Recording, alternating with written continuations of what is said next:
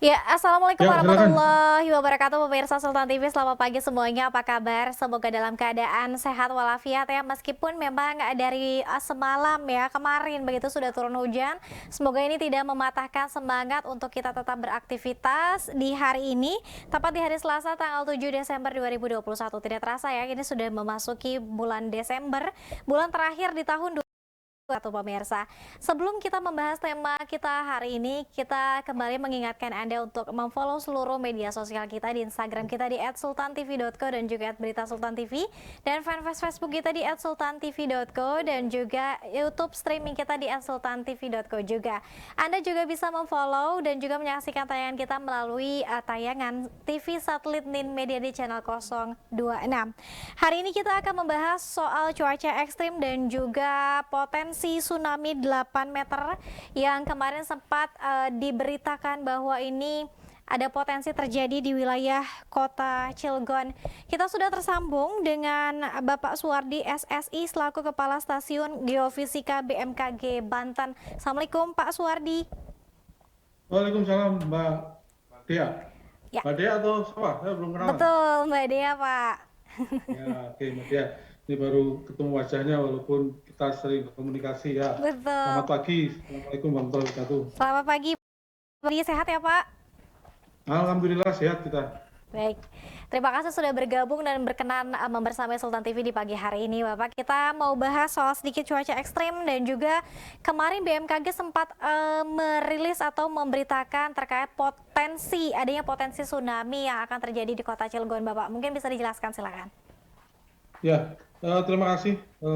Selamat pagi pada seluruh pemirsa Sultan TV.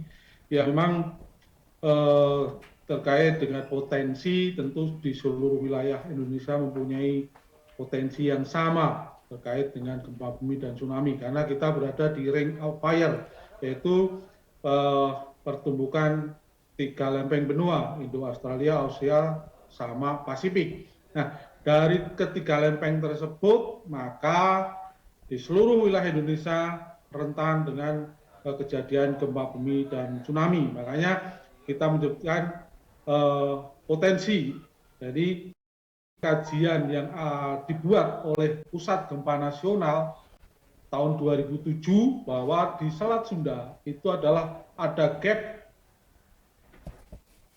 yang mana harusnya terjadi gempa, tidak terjadi gempa. Jadi energinya masih terkumpul, belum terlepas. Itu yang dikhawatirkan para peneliti, para pengkaji, bahwa gempa megatrust 8,7 itu kita skenariokan, BMG menskenariokan bahwa ini gempa ini nanti kalau sampai terjadi 8,7 itu efeknya sampai kemana lah, sampai di mana saja itu kita petakan, kita buatkan simulasi skenario terburuk. Nah, kemarin skenario terburuk di Kota Cilegon itu Ya. mencapai 8 meter. Itu tersebar di semua wilayah.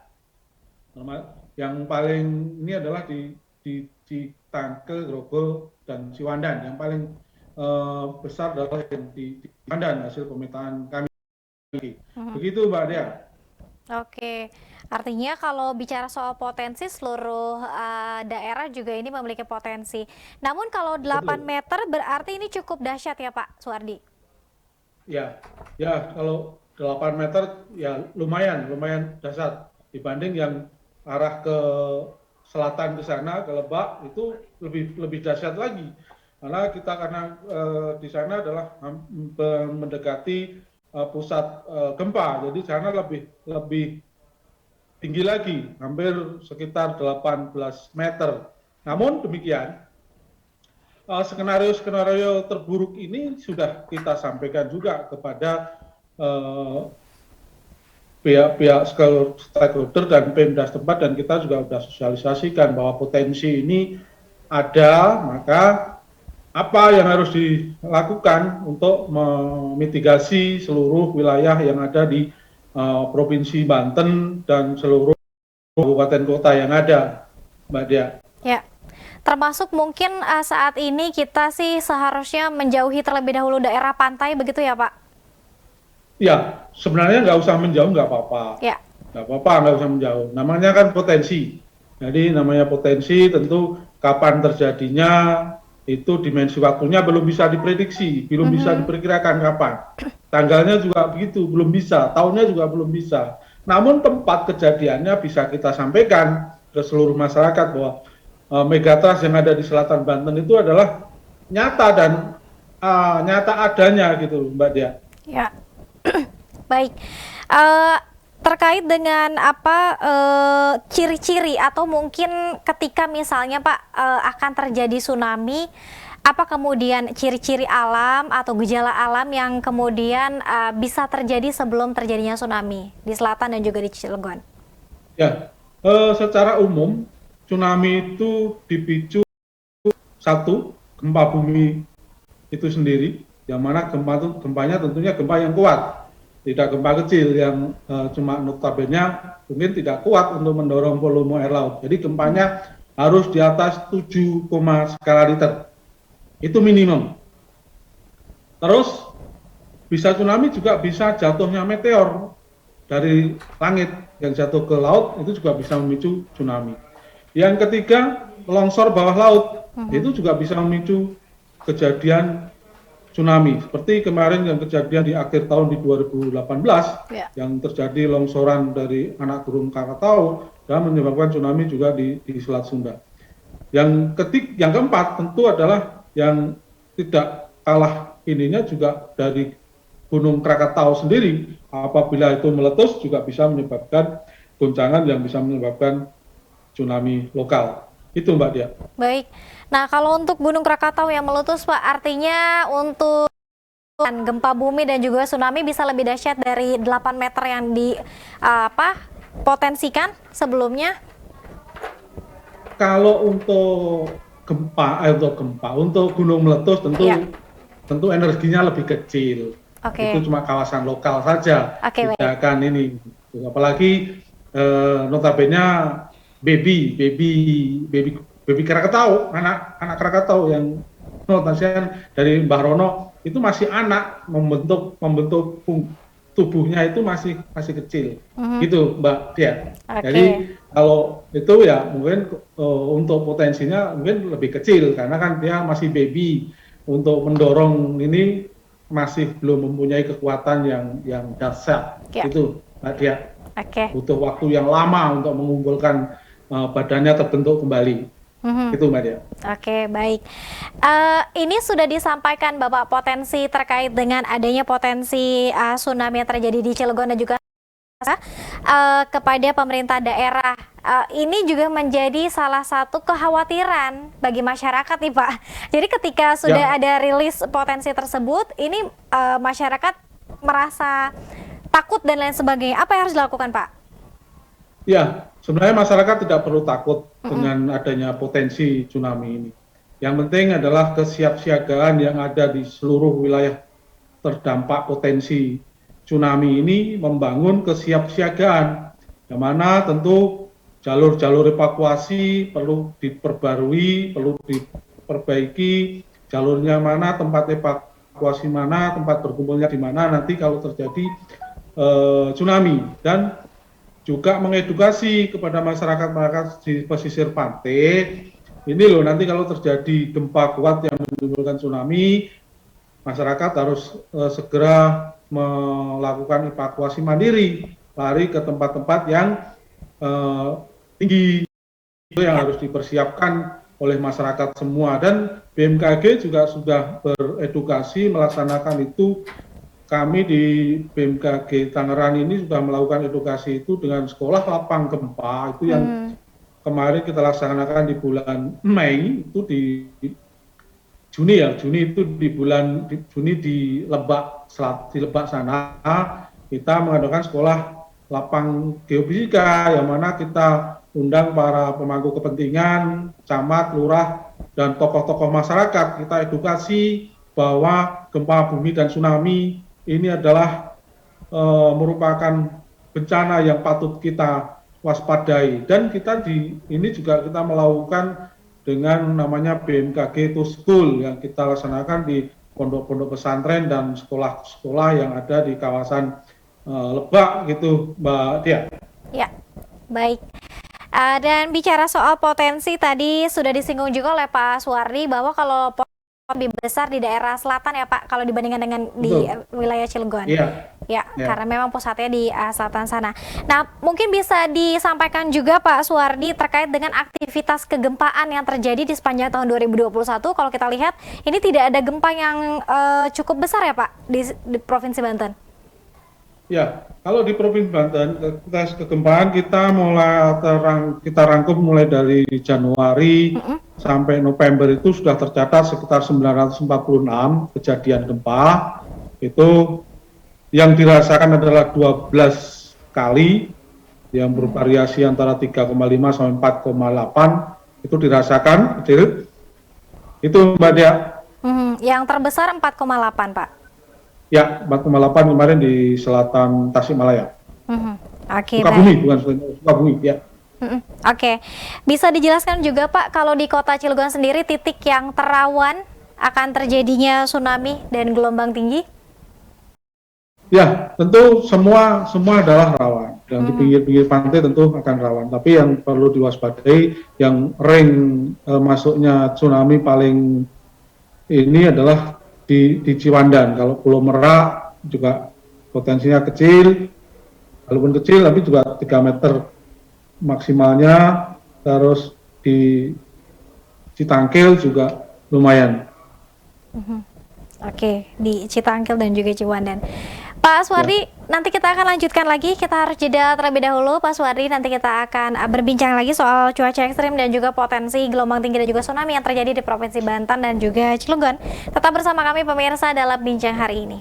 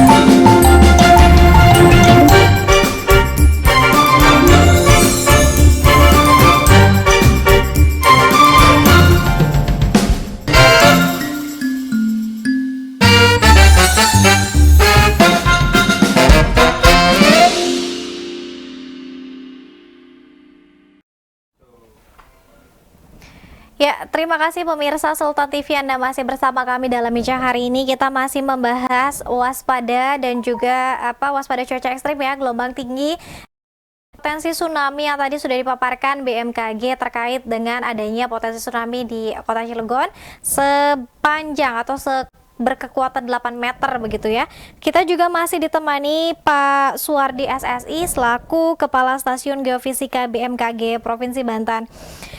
Bapak, ini hal yang menjadi satu kekhawatiran kembali barangkali kepada pemirsa dan juga masyarakat khususnya mungkin yang berada di Kota Cilegon. Kita tahu bersama bahwa Kota Cilegon sendiri ini kota industri, Pak. Ini menjadi satu khawatir yang cukup besar ketika ada bencana alam, ini akan juga terjadi bencana industri. Bagaimana nih, Pak?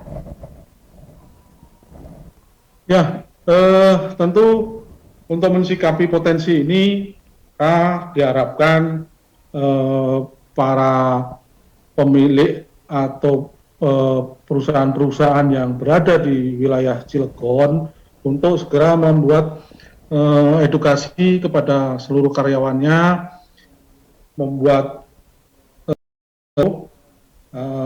trail kalau terjadi tsunami itu para karyawan diedukasi ini loh kalau terjadi tsunami daerah-daerah untuk titik kumpulnya di mana dan evakuasinya harus kemana itu yang perlu dibangun dan untuk early warningnya gitu. Kalau ada tanda begini, ini ada tsunami, para karyawan harus berlari ke tempat-tempat yang para PT perusahaan-perusahaan harus menyediakan lokasi untuk titik kumpul penyelamatan para karyawannya gitu. Jadi saya ulangi kembali Ya. Mbak Tia tadi yang untuk kecamatan yang rawan di Kota Cilegon yaitu di Ciwandan, Citangkil, Grogol dan Pulau Merak yang potensi agak kecil ya di Pulau Meraknya. Itu Mbak Tia. Baik, ketika ini disampaikan Pak, potensi tsunami yang terjadi di Kota Cilegon, bagaimana respon dari pemerintah daerah? Ya, kemarin Pak Wali Kota sudah mengadakan apa ini gelar pasukan untuk menghadapi potensi gempa bumi dan tsunami. Jadi gelar dipasukan di lapangan Wali Kota Wali Kota Cilegon, Ya. yang mana untuk kesiapsiagaan seluruh OPD yang ada untuk mensikapi adanya potensi tsunami yang berada di Kota Cilegon. Oke. Kita sedikit juga bicara soal cuaca ekstrim, Pak Aswardi. Ini kadang hujan dengan angin, kemudian petir, namun besok harinya bisa panas. Mungkin bisa disampaikan juga kepada pemirsa Pak Aswardi, cuaca yang seperti ini sampai kapan prediksinya? Ya, tentu kita sudah memasuki musim hujan. Ini adalah awan-awan konvektif dari pagi itu udah naik ke atas menjadikan awan-awan cumulonimbus dan itu bisa menimbulkan hujan dan angin serta petir. Itu yang perlu diwaspadai masyarakat di wilayah Banten dan sekitarnya. Ya, soal gelombang tinggi, Pak Suwardi, saat ini apakah masih cukup aman daerah pantai Cilegon dan mungkin Anyer, pesisir Anyer? Atau mungkin bisa jelaskan juga Pak, ini gelombang tingginya sudah setinggi apa saat ini? Ya, oke Mbak Dea. Jadi gelombang tinggi ini karena ada aktivitas low di selatan Jawa Barat, itu menimbulkan gelombang laut yang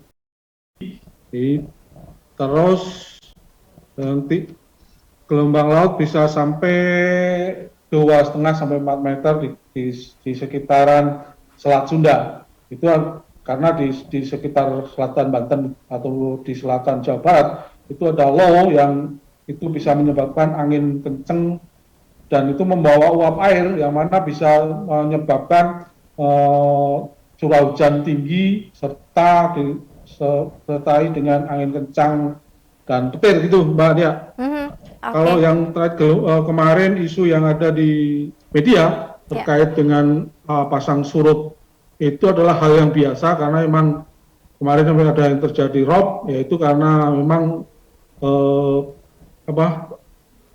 pasang surut itu dipengaruhi oleh gravitasi bulan. Jadi kemarin pas bulan mati, jadi itu terjadi pasang surut maksimum. Oke, tapi tidak memicu tsunami ya, Pak Suwardi? Itu tidak tsunami. Jadi itu pasang surut hal yang biasa, kejadian yang rutinitas yang diakibatkan oleh gravitasi bulan. Karena memang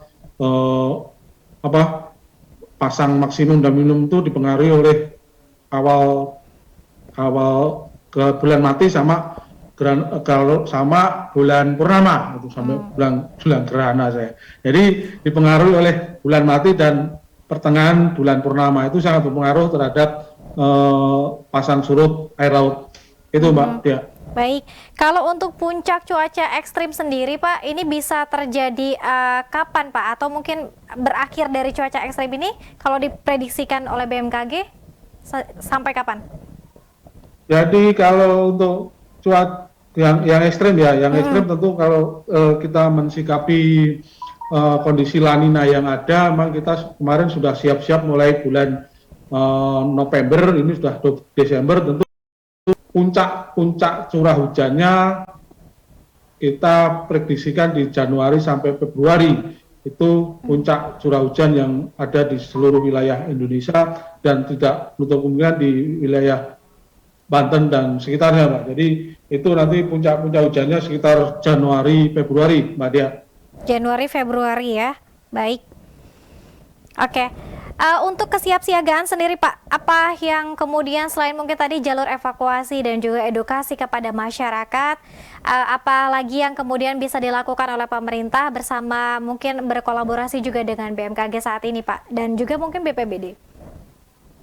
Ya, kami dengan BPBD sudah berkolaborasi terkait dengan potensi tsunami-nya. Kita sudah memasang bermacam peralatan yang ada di Banten, yaitu dengan WRS New Generasi, itu di Provinsi Banten sudah kita pasang, di Kominfonya Cilegon juga sudah kita pasang, Krakatau Steel juga sudah kita pasang di situ, terus di Hotel Mabruk, di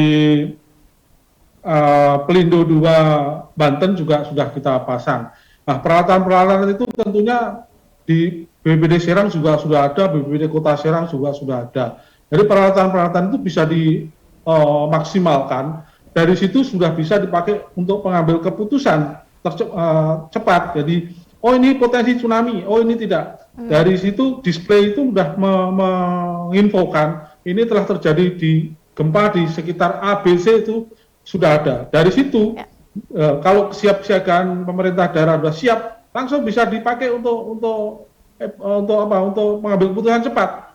Oh ini daerah sana mungkin terjadi gempa dengan ini kekuatan sekian, oh ini akan menimbulkan kerusakan. Itu sudah bisa dipakai gitu. Nah, terkait dengan yang lain, yang masalah cuaca tentu kita juga sudah update terus tiap hari untuk peralatan berada di Selat Sunda dan sekitarnya kita sudah optimalkan supaya beroperasi dengan baik gitu. Dan masyarakat kalau membutuhkan informasi bisa datang langsung atau via call ke BMKG terdekat yang ada di Provinsi Banten. Begitu Pak Dia. Baik, informasi cepat bisa langsung diakses oleh pemirsa Sultan TV dan juga masyarakat di Provinsi Banten ya Pak Suwardi? Ya. Ya, ada call center atau hotline-nya Pak? Call center bisa disampaikan ke saya, boleh juga ke kantor kami di Siap. Oke, sorry saya nggak hafal nomornya. Di nomor telepon di 021 55 23 665 ya. 5577 1822 Mbak Dia, atau ke WA kantor juga di nomor 081 1615 9505, yaitu 24 jam nonstop Mbak Dia. Masyarakat bisa call di situ untuk informasi-informasi yang terkait dengan BMKG. Gitu Mbak Dia. Baik Pak Suwardi, kita masih ada satu segmen terakhir Pak. Nanti kita akan coba melihat pemirsa yang sudah ingin bergabung dan juga ingin bertanya kepada Pak Suwardi. Kita jeda terlebih dahulu, pemirsa tetap bersama kami dalam Bincang Hari Ini.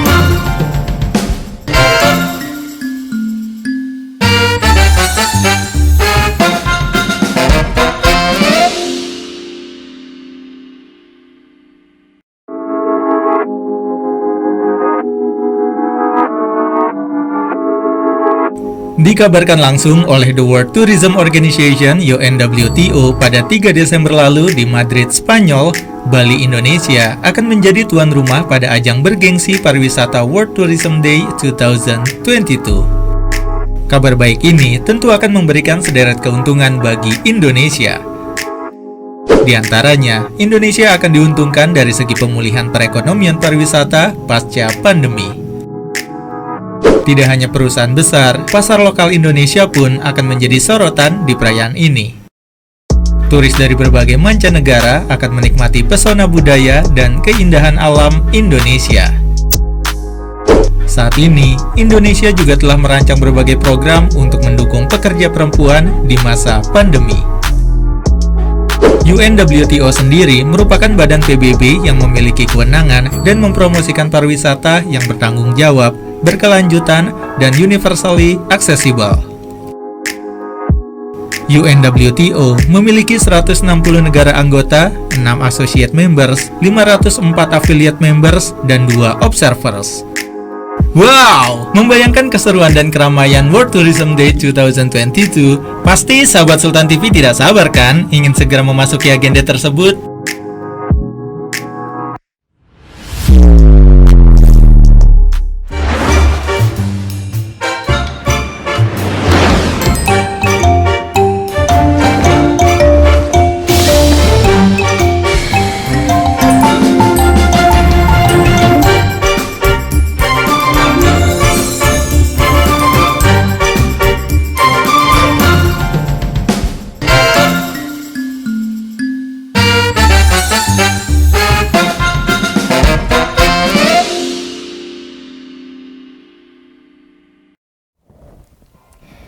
Ya, terima kasih pemirsa Sultan TV, Anda masih bersama kami dalam bincang hari ini. Saya juga masih ditemani Pak Suwardi selaku Kepala Stasiun Geofisika BMKG Banten.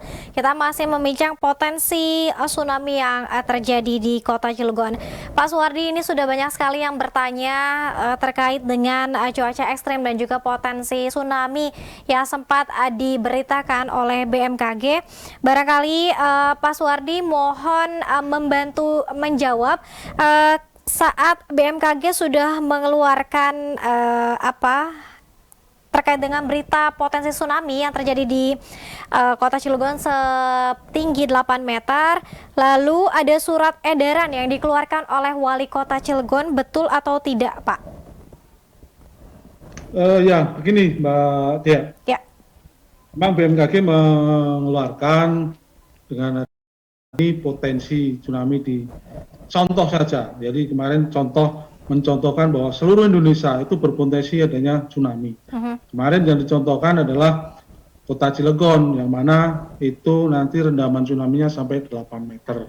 Nah, terkait itu mungkin Pak Wali Kota di jajarannya mensikapinya atau menggambarkannya langsung cepat responnya, jadi membuat semacam himbauan. Itu adalah kebijakan dari Wali Kota, masih himbauan, terus mengadakan apel siaga bencana sorenya di tanggal 3 Desember itu, Mbak Dia.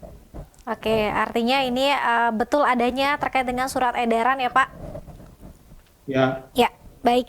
Pak Suwardi, ini ada pertanyaan juga dari pemirsa Sultan TV di kanal YouTube Sultan. Bagaimana mencegah informasi hoax yang kemudian menjadikan bencana juga informasi hoax, Pak? Ya, betul, Mbak. Jadi memang hoax ini susah untuk kita tanggulangi. Gitu. Ya memang harus ditanggulangi bersama. Jadi masyarakat yang membaca informasi jangan istilahnya ada informasi terus mentah-mentah dijadikan pedoman, dijadikan bahan terkait dengan itu. Perlu verifikasi dulu datanya ini benar atau enggak, informasi dari mana. Karena memang masyarakat yang hobi membuat hoax ya seneng kalau masyarakat kacau, masyarakat resah gitu, Pak. Jadi masyarakat yang menerima informasi juga perlu mengklarifikasi. Ini benar enggak informasi ini? Jangan mentah-mentah dimasukkan gitu. Oh ini gitu. Jadi memang dari Kominfo sendiri juga mencegah ini juga sampai memblokir gitu kan. Namanya masyarakat yang senang dengan itu kadang-kadang ya ada aja gitu Mbak, membuat berita-berita tanda kutip ya, itu mungkin untuk menaikkan ratingnya dia lah apa gitu, itu ya itulah namanya di sekarang dia media sosial itu sudah tidak bisa lagi kita mau memblokir ini nggak bisa gitu loh Mbak. Jadi ya yang perlu diwaspadai, perlu disikapi adalah masyarakat itu sendiri untuk menerima informasi itu. Jangan menerima informasi dengan mentah gitu loh. Perlu dibaca dulu dengan bijak supaya informasi ini benar adanya gitu loh. Jangan baru informasi mungkin dari A, dari majalah A, dari koran B, itu langsung dijadikan patokan, dijadikan ini, wah ini benar adanya ini ya gitu. Jadi ya dikhawatirkan hoax itu ya memang saya cerita kalau terjadi bencana itu semua hoax itu meluncur. Hoax kadang-kadang berseliweran di mana-mana, di dunia medsos pun juga ada. Pengalaman saya waktu saya dinas di Kendari, jadi gempanya 6,0 skala Richter, itu tidak terjadi tsunami, tapi masyarakat ada yang bilang itu di dekat sana hitam-hitam itu tsunami.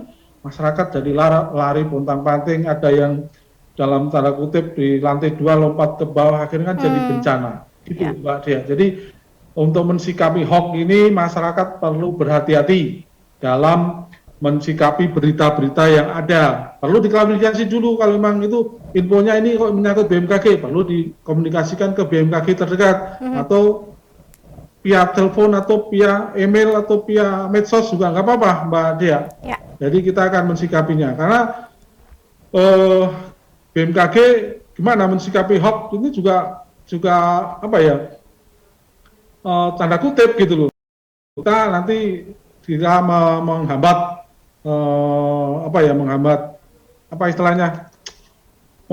pendapat gitu. Jadi ya itulah kadang-kadang media juga harus arif juga dalam membuat berita gitu. Jadi setelah ada berita gini supaya ini ya kemarin kan karena media tidak arif langsung diinikan di malam Nataru akan terjadi tsunami di Selat Sunda. Nah, itu yang menjadi ini Natarunya itu. Jadi masyarakat jadi resah gitu Mbak Dea. Jadi dengan kata cuma sedikit menimbul Nataru. Padahal di ininya tidak. Jadi karena Natarunya itu jadi dunia usaha pada resah, terutama dunia usaha perhotelan ya Mbak. Jadi dia khawatir para yang mau nginap-nginap di hotel jadi mengcancelnya itu kan jadi menjadi efek yang tidak baik kepada dunia usaha pariwisata. Ya. Baik, sekali lagi bisa menghubungi BMKG hotline-nya atau juga media sosialnya selama 24 jam.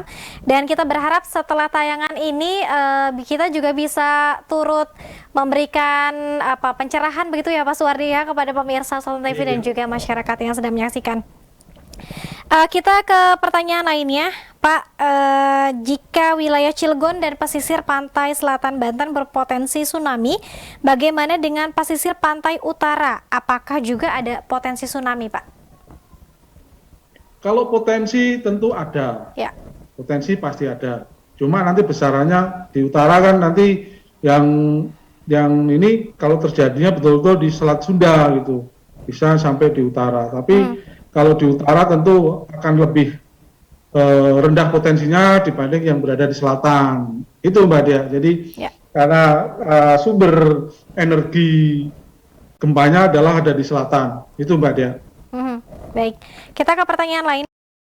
Tanda-tanda yang terjadi, tanda-tanda alam saat akan adanya tsunami. Mungkin bisa dijelaskan Pak?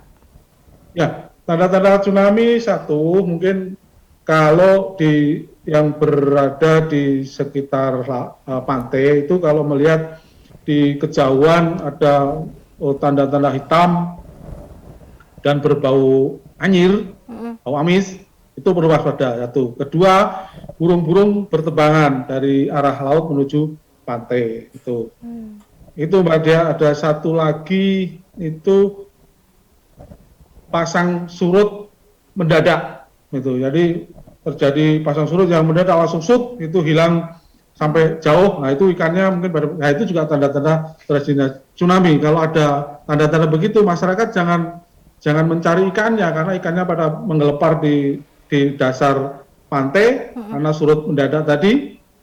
Udah langsung tinggalkan saja, jangan hiraukan ikan. Kita lebih bagus menyelamatkan diri karena itu adalah merupakan tanda terjadinya tsunami, Mbak Dea. Baik, kita ke pertanyaan selanjutnya Pak Suwardi. Jika terjadi tsunami di Cilegon 8 meter, wilayah mana saja kemudian yang akan terdampak dan juga mengalami kerusakan Pak? Oke Mbak, yang pertama di daerah Ciwandan itu akan banyak yang terjadi, yaitu Ciwandan, tunggu dulu, Ciwandan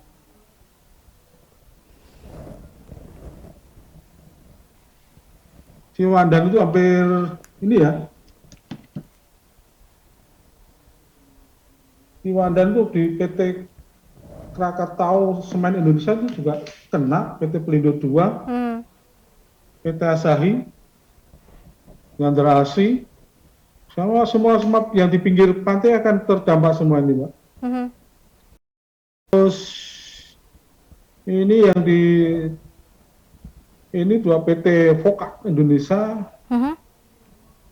PT Dover Seminal, Pertamina Tanjung Garam, TPI Tanjung Pening, Pelabuhan Cilegon Mandiri itu juga terdampak. Itu diperkirakan dampaknya adalah kurang lebih 6 meter. Juga di Krakatau Daya Listrik itu juga ini, Mbak. Terus di Pulau Merak sendiri juga ini Pulau Merak itu, tapi gempanya ininya tsunami-nya lebih rendah, jadi ada yang cuma 0,5 sampai 3 meter. Mbak Dea, itu diperkirakan di industri terdampak itu PLTU Suralaya, PT Pinibrik Terminal, terus Pertamina LPG, dan Pelabuhan.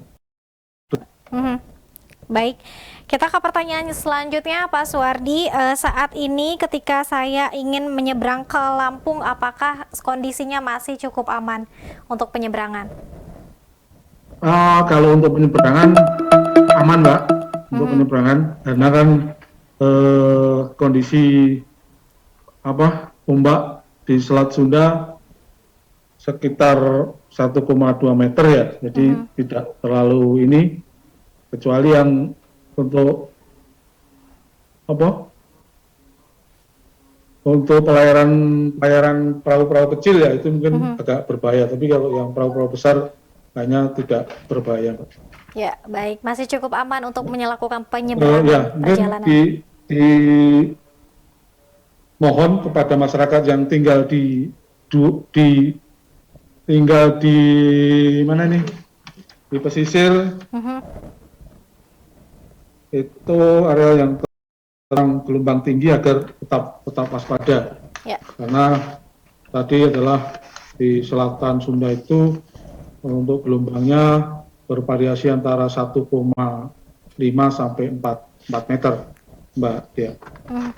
Baik, Pak Suwardi, ini ada yang ingin bertanya juga soal informasi cuaca, Pak. Mungkin bisa sedikit Pak dijelaskan informasi cuaca dan juga potensi turun hujan lebat hingga kilat atau petir, Pak. Silahkan. Mana Mbak Dia? Ada yang bertanya juga soal informasi cuaca, Pak, di sekitaran kota Serang dan juga Cilegon. Ya, dari ini, dari citra satelit yang ada, terus perakiraan dari BMKG yang selalu kita update, di wilayah Banten ini yang di bagian utara memang hujannya lumayan udah ini.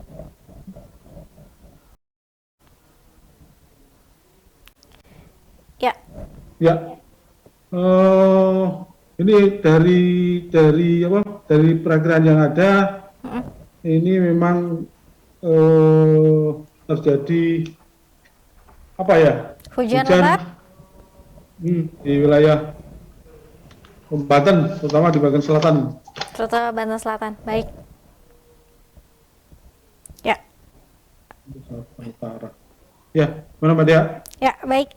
Terima kasih banyak Pak Suwardi sudah bergabung dan juga membersamai Sultan TV Pak di pagi hari ini.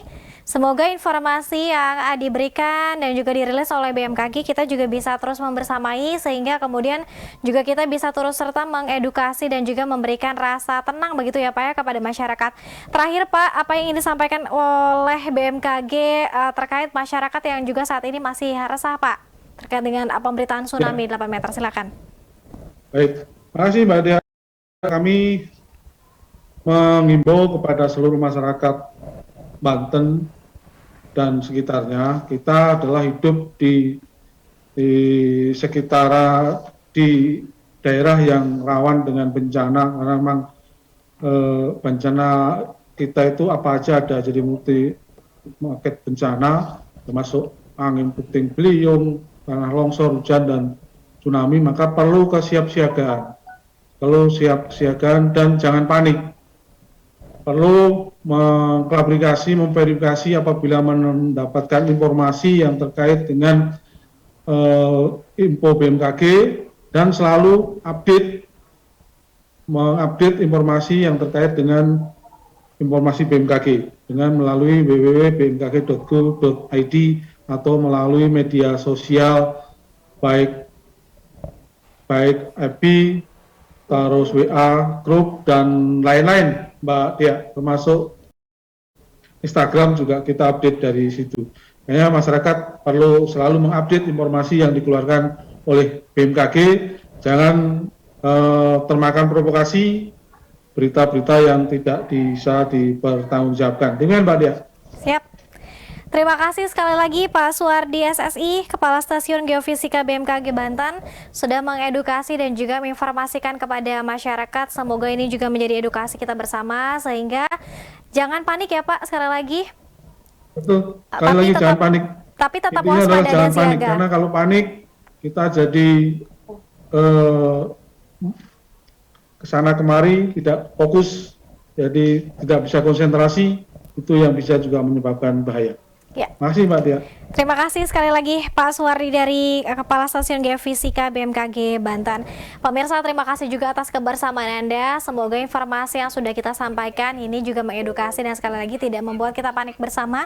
Dan nanti Sultan TV juga follow up dan juga memberitakan terkait dengan informasi cuaca ekstrim dan juga potensi-potensi lainnya yang akan terjadi di Provinsi Banten. Terima kasih pemirsa atas kebersamaan Anda. Tentu besok kita akan kembali lagi di jam yang sama, jam 9 pagi sampai jam 10 pagi. Akhir kata, saya Dea Lintawangi beserta seluruh kerabat kerja pamit undur diri. Terima kasih atas kebersamaan Anda. Sampai jumpa. Wassalamualaikum warahmatullahi wabarakatuh.